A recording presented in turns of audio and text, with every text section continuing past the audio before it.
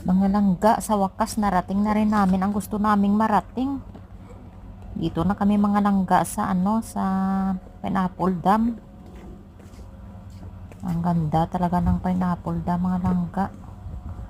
Pag pumunta ka dito na may problema ka, Ito yung mawawala gusto ko talaga. ang problema mo pag makita mo itong Ito view na talaga to. yung gusto ko. Tingnan mo mga Ay langga, oh. wow, ang ganda talaga.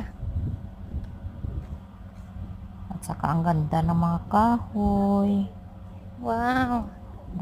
Napaka-presko talaga dito mga langga. Tingnan mo.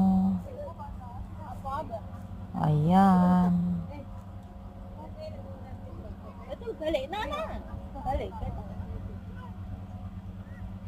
Ayan mga langga. May nagpipiknik pa doon, oh.